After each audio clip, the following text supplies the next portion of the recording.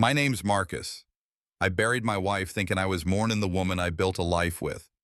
But when that will got read, she looked right at me and called me her parasite. In front of my children, in front of neighbors, I didn't even flinch, because deep down, I knew something else was coming. And when my neighbor stood up, what he said next, it changed everything. Want to know what broke her game wide open? Keep listening.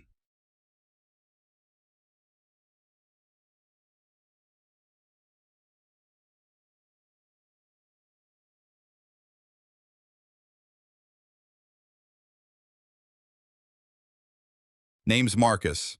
I've lived in Atlanta all my life, 35 years pushing a mop for the city, kept them schools clean, patched up broken toilets, and swept up after children who'd never know my name. I ain't never chased no spotlight, never needed applause. I believed in duty, in keeping your word, in staying married even when the vows turned to vinegar. That's who I was. That's who I still am. The room we sat in smelled like old dust and air conditioning, walls lined with stern-faced white men in frames too heavy for their own worth.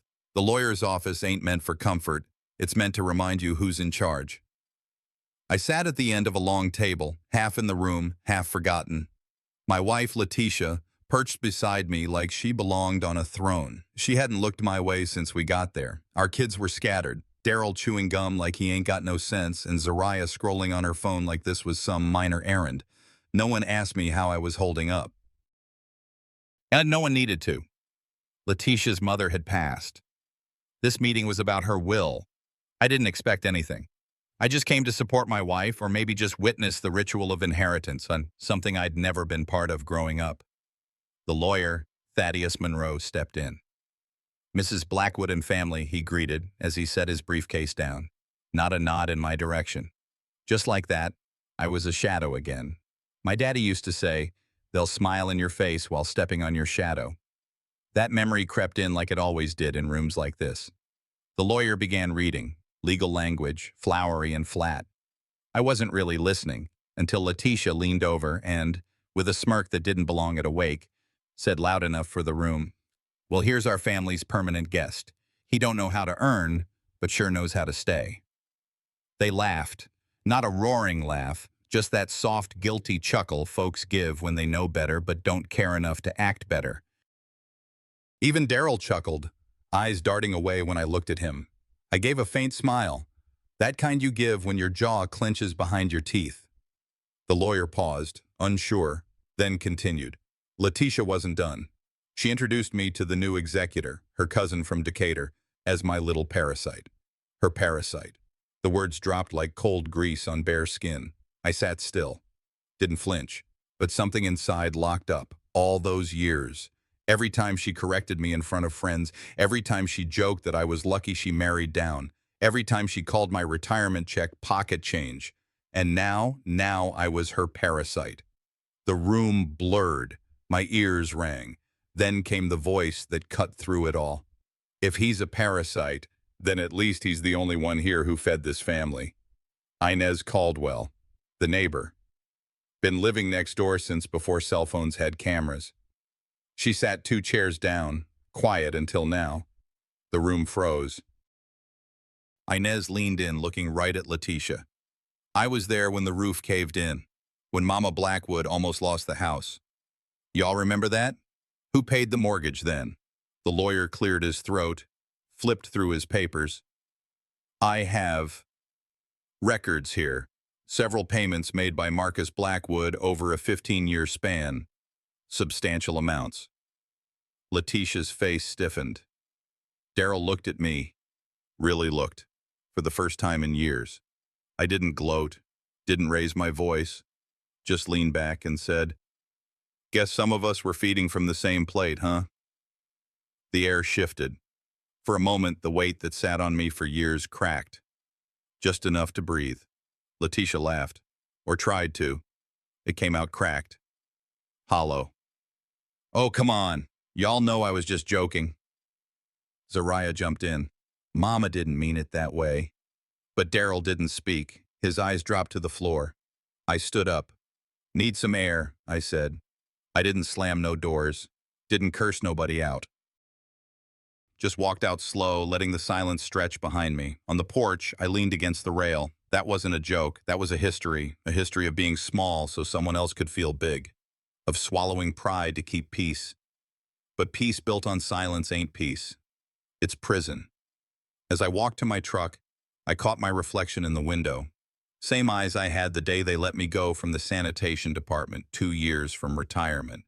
Unjust, cold, but I walked out with my head high. Guess history's got a mean sense of humor, I muttered. I reached into my pocket, pulled out a folded piece of paper.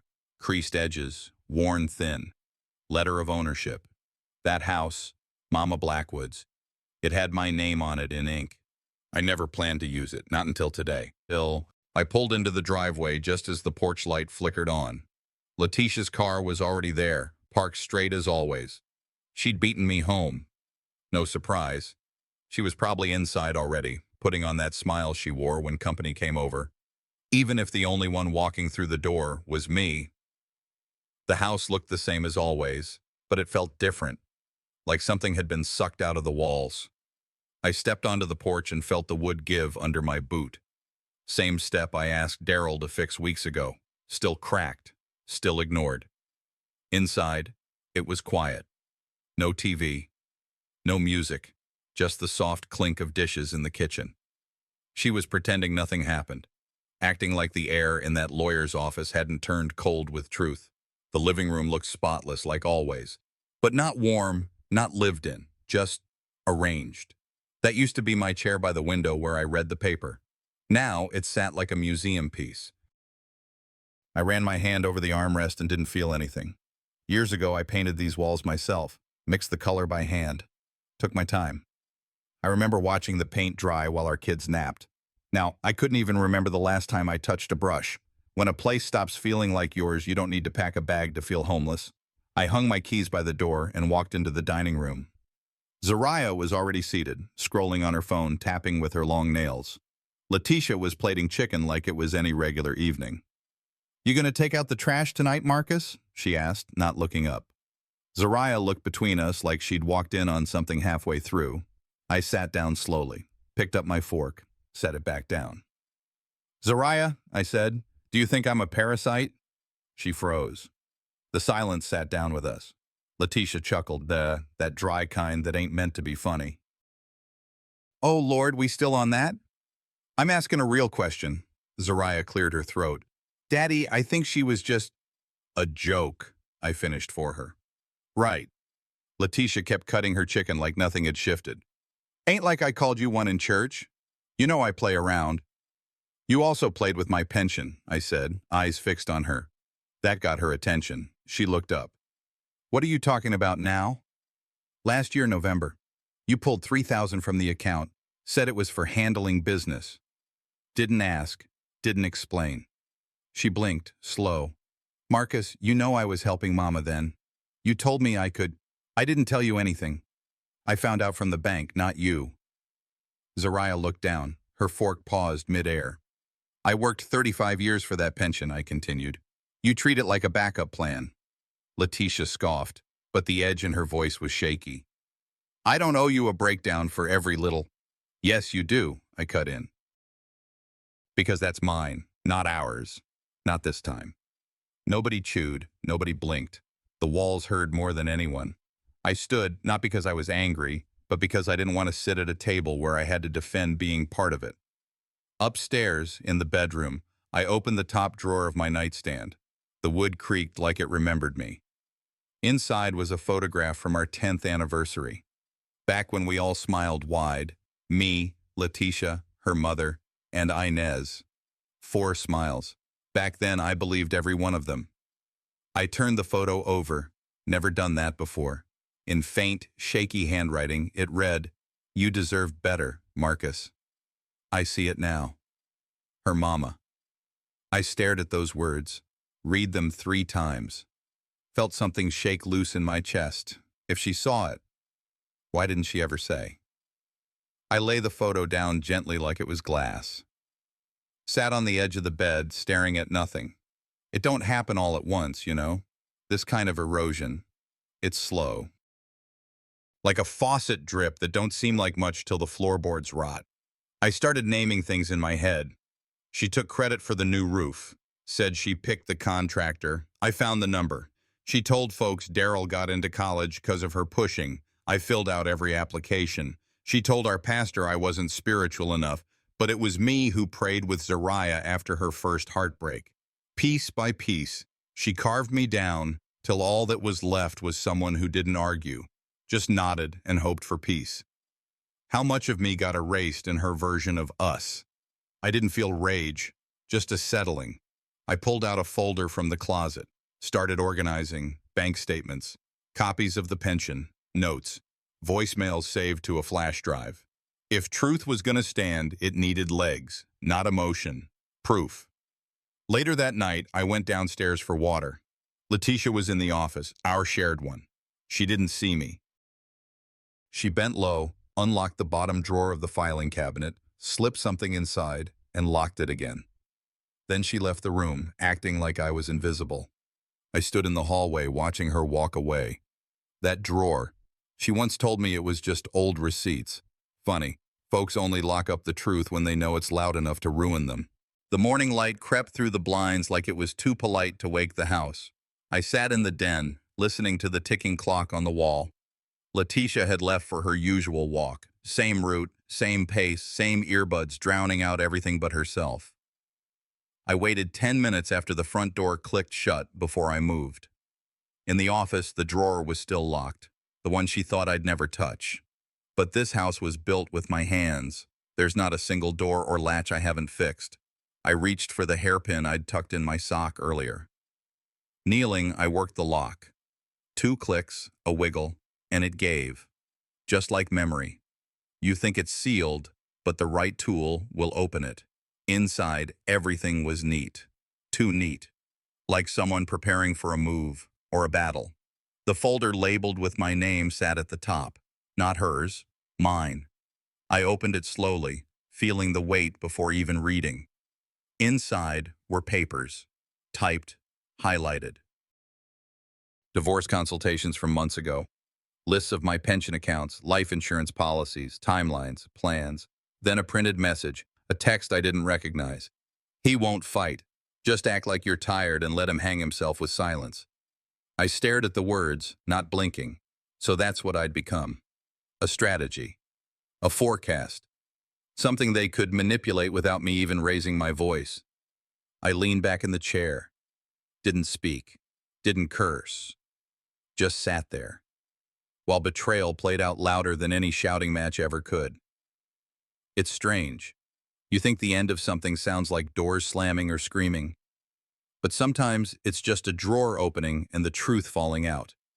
Underneath the folder, there was a journal. Small, brown leather. I knew Letitia's handwriting. This wasn't hers. Daryl. I hesitated, but my hands moved on their own. The entries started off simple. Notes about school, life, casual stuff.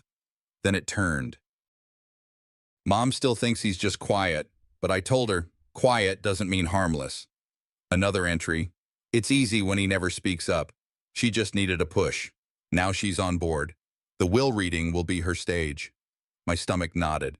This wasn't just her. This was him, feeding her, guiding her, making me out to be the problem, the weak link. And I'd let him. I opened doors with my silence, and they waltzed through. One line stood out. He trusts too easy. That's his real weakness. I closed the journal. I remembered clear as day, 6 months ago. Daryl handing me a joint account form. Just to help with paying bills, Pops, he said, all casual, like it meant nothing. I'd felt uneasy, but I signed. Told myself it was just family. Sometimes the dagger in your back still smells like your own cologne. I rubbed my temples. Grief had no volume that morning, just pressure, like something pressing on your chest that you couldn't push off. Downstairs, I heard the back door open. Zariah's voice came in, light and normal, like the world hadn't shifted. "Morning, Daddy," she called. "Coffee?" I stood slowly, walked down the steps like I was walking through fog. She was at the counter pouring herself a cup, hair tied up, cheeks red from jogging. She looked untouched by it all. I sat at the table, watched her. "How'd you sleep?" she asked, eyes still on her mug. I didn't answer right away. If someone keeps calling you a burden, I said, at what point do you start believing them? She froze, then soft, at the point where you stop remembering what you've carried for them. I looked at her face. There was no malice in her eyes, just something tired and honest. She sipped her coffee, then set it down. You want eggs? I shook my head. She nodded once and walked out, leaving me with the silence she didn't know was screaming. The landline rang. I flinched. I walked over, checked the caller ID. Inez. I answered. Morning. She didn't greet me, just said, you need to see what she left in her safety deposit box. I didn't speak. She added, sooner the better. I hung up, heart thudding. If what's in that box is anything like what I just read, then this war didn't start yesterday. It's just been waiting for me to notice. I waited until the sun had dipped behind the tree line before I made my way down the block. Inez's porch light was already on like she expected me before I called. I knocked once. She opened the door, didn't say much. Just looked at me the way folks do when they know your heart's been cracked open but you're still standing. She led me into her living room. Everything in her house smelled like old wood and lemon oil. She pulled a manila envelope from her side table and handed it over without a word. Inside was a printed key log from the bank. 2 signatures stood out. Letitia, Daryl. 2 days before the will reading. Inez pointed to a USB drive on the coffee table. This was in the box, she said, along with this document. She slid over a sheet labeled just in case. I plugged the USB into her laptop. First file was audio. I hit play. Daryl's voice, sharp and slick. He won't fight. He never has. Just let the tension build, then pull the plug in public. Trust me, folks love a performance. Letitia's voice followed, cold and confident. He'll look pitiful. That's when we'll know it's working. The air in that room got thick. Inez didn't look away. She made copies, she said quietly. But she never expected you to find one, thought you'd fold, like always. I didn't answer, just stared ahead. My silence used to be their blanket. Not anymore. I left her house with the USB and walked home slow. Every step felt like peeling skin, but I wasn't going to bleed in front of them. Not this time. Back home, the porch light flickered as I opened the back gate. Daryl was out by the grill pretending to clean it. I called his name. He turned, smirked like a boy who still thought he was smarter than his father. Got a minute? I asked, voice steady. Sure, he said, wiping his hands. I motioned to the bench by the garden. We sat. You ever think what happens, I said, when the quiet man's had enough? He chuckled. You trying to have one of those dad talks now? I didn't blink. No more using my name, no more touching anything with my signature on it. I see one more withdrawal, one more lie. I won't raise my voice. I'll raise the law. He raised an eyebrow. You serious? I gave you my silence, I said. You mistook it for weakness. He looked away, jaw tight, but he didn't speak. That told me more than any argument could. The screen door creaked open. Letitia stepped out, eyes darting between us. Everything all right? I stood up, turned to her. My tone didn't rise, but it didn't soften either. What story are you going to tell them? I asked, when I finally walk away. She crossed her arms. Don't start drama now, Marcus. You're better than that. I shook my head. No, I'm just done letting better be a leash. She opened her mouth, but nothing came out. Zariah stood in the hallway, watching, silent. Her eyes didn't hold judgment, just confusion. Maybe grief. I walked past them, into the living room. The silence wasn't empty. It had edges now. I poured myself a glass of bourbon, sat down, turned on the jazz station. Coltrane filled the air like a slow warning. People think thunder is power, but it's the silence before it that makes you listen. I stared into the fire pit through the window. Flames low, steady. I'd tolerated too much under the banner of family. Let them carve up my name, my peace, my pride, all in the name of keeping the house whole. I used to pray they'd see my value. Now I pray for the strength to leave them blind. The house was quiet again, but it wasn't peaceful. As I got up to turn in, a knock tapped on my door. Zariah. She didn't come in, just stood there holding something wrapped in a towel. I found this in Daryl's room last month, she said softly. Didn't know what it meant. Until now. I didn't look surprised. Just tired. If this house is full of liars, it's time I stop pretending I can fix them. I met Zariah in the garage, the afternoon light slipping through dusty windows. She had an envelope in her hand, the kind of heavy manila kind that tells you it holds something serious. Her face was taut, eyes nervous. I knew that look. It meant a truth was ready to burn. She placed it on the workbench. I found this in Daryl's old toolbox, she said softly. Thought it was trash, but when I opened it, her voice trailed off. She couldn't meet my eyes for a moment. I reached over, lifted the paper gently. Inside was a document, a fake legal form, supposedly signed by me, giving full power of attorney to Letitia.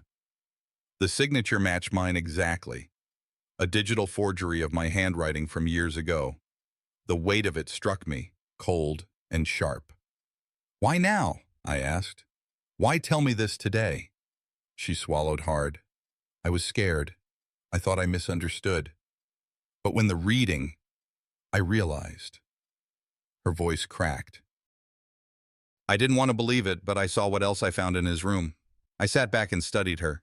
She looked young and broken and brave all at once. Are you telling me because you believe in me? I asked carefully, or because now you're afraid of them too? She turned away a moment. When she looked back, tears bristled in her eyes. Both, she said. I don't want to lose you, but I don't want to live a lie either. It hurt more than any insult he'd thrown. Betrayal deepest from within your own blood. The day faded. I left the envelope on the workbench, walked out to the yard. Evening air pulled at my sleeves. I watched kids playing 2 doors down, heard distant laughter. A normal life, a life I built. Inside, I arranged the dining room table. Clean, empty seats, light candles. I set a notepad at each place, writing, "What do you think I'm worth?" The words felt heavy, but true. I went back in the house. Letitia was already in the dining room, acting like dinner wasn't different from any other night. Daryl came in last, and the air changed as he entered. I gestured them to sit. I didn't rush. I let silence sit a moment. I said softly, "Before we finish writing each other off, maybe we should begin with honesty." Nobody smiled. Nobody moved. They each opened their notepad. Inside, the same power of attorney forgery. I watched their faces. I waited. Then I said, "You didn't even think I'd check my signature. That's how sure you were I would stay quiet."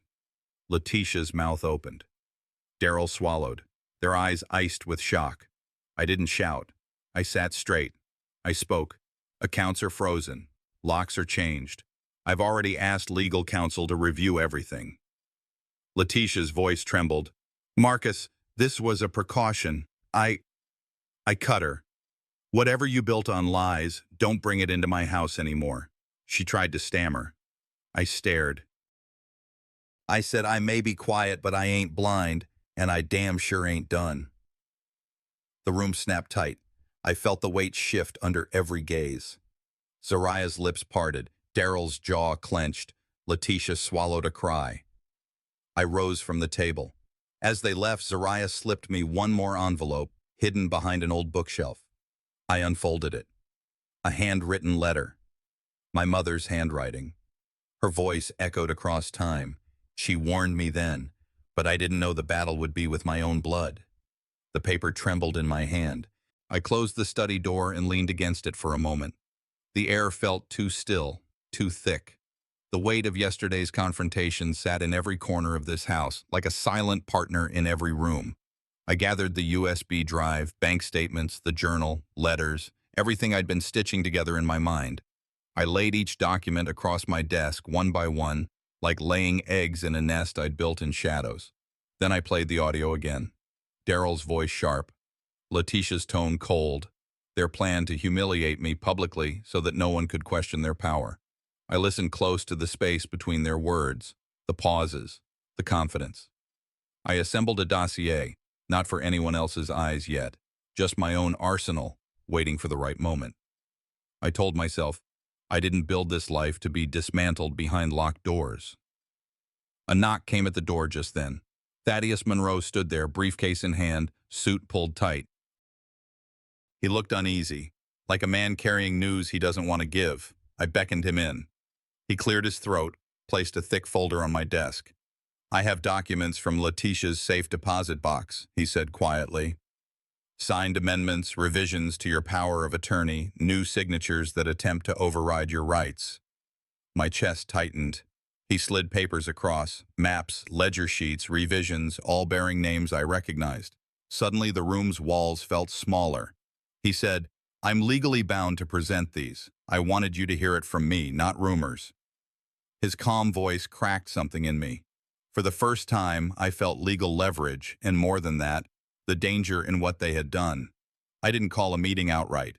Instead, I asked them to come to the study under the pretext of reviewing old family documents. Letitia and Daryl arrived. The air between us carried tension heavy enough to taste. Thaddeus placed the new documents on the table. I watched them take in the maps, ledgers, notarized amendments, each page incriminating. Letitia broke first. This was precautionary. It wasn't finalized. Her voice wavered. I rose slowly and pointed to the documents. "These are notarized," I said, voice steady. "Either she told me or I present them to the public." Their faces shifted. Shock, guilt, anger. The tension snapped. Letitia lunged forward, voice high, calling me paranoid, accusing me of betrayal, of ingratitude. I didn't raise my voice. I asked softly, "Tell me, who taught me gratitude when you erased my name from every document?" Daryl stepped back. Zariah watched from the doorway, face drawn. Thaddeus remained still, observing. Letitia tried to snatch the folder, but I stood firm. I locked the office door behind me. I said, "One more move like that, you'll answer to more than me." The moment was sharp, electric. The stakes had shifted. Control veered. I reached into my wallet. The safe deposit box key, and one I'd carried all along untouched. I turned it slowly in my palm and looked at Letitia. "You forgot this. Want me to open the box now?" Her eyes widened. She stood, lips parted. I held the moment. "Let's see whose name is engraved on what they tried so hard to hide." I sent out the invitations 2 days ago. Family meeting at our home. Inez, Eula, Thaddeus, Letitia, Daryl, Zariah, all under one roof. I cleared off the dining table, set the USB and dossier in plain sight. When they arrived, I looked each face in the eye and said, "I asked you all here so we can have one last chance to speak truth." Letitia nodded like she had control. Daryl shifted in his seat. Zariah's hands trembled slight. Neighbors hovered just outside, hearing footsteps, soft voices. The tension stung. I pressed play on the USB. Daryl's voice cut through the air. "Let him squawk. People love a victim." Letitia's tone smooth. "He'll look weak. That's when they'll believe us." The clip echoed. Gasps rose. Thaddeus cleared his throat to intervene. I held up a hand. "Wait!" Letitia's lips parted. "You manipulated that recording," she spat. My voice stayed calm. "I didn't record. You spoke. You sealed your fate by forgetting who was listening." The room startled. Betrayal hung in every breath. Daryl shot up from his chair. "You're twisting words. I've seen you talk to yourself. This is mental illness." He slammed a file on the table, showing documents claiming I'd made secret withdrawals, mismanaged funds. Letitia joined him. "He's unstable, unpredictable." I sat quiet. Then I said, "Funny, I handled budgets while you were learning to walk." Her face drained. Zariah gasped. Thaddeus looked at me, calculating. The emotional blow cut deeper than any insult. The room snapped into factions. Inez stood. Eula's hands shook. Some sided with Daryl, others' eyes flicked to me. Zariah confronted her brother. "You think destroying him makes you whole?" The rifts cracked wide. I held myself still, voice firm. "My silence fed your illusions. Now your fears feed my resolve." The accusations bounced. The alliances fractured. Flames of betrayal burned, but I didn't flinch. I reached into my pocket. The safe deposit box key, always with me, all along. I held it before them. "Let's open the box Inez told us about. Invited, see who left what behind when they thought no one was watching." Letitia lunged. Daryl rushed to block. Inez's eyes glinted. The silence snapped with intent. "Watch closely because the truth's about to walk out naked." The morning air a bit colder than usual. I met Inez outside the bank just as the sun broke the horizon. We didn't speak much, as some moments don't need words. Thaddeus joined us inside, carrying that steady, unreadable look lawyers wear when they know what's coming could shift the ground. We were escorted down into the vault, a long metallic hallway echoing each step, heavy with the weight of secrets. I pulled out the key Letitia once pretended didn't matter and slipped it into the small lock. The sound of the latch clicking open was louder than it should have been. Inside the box sat several envelopes neatly stacked and one thick folder marked in bold letters, "Open only in presence of all parties." I handed it to Thaddeus. "You open it," I said. "I'm done touching things that don't belong to me." He broke the seal. Letitia's name was on the first page, but it wasn't her handwriting. It was her mother's. The letter began with a confession, her mother writing that Marcus had been loyal, steadfast, the one who held the family together when everyone else crumbled.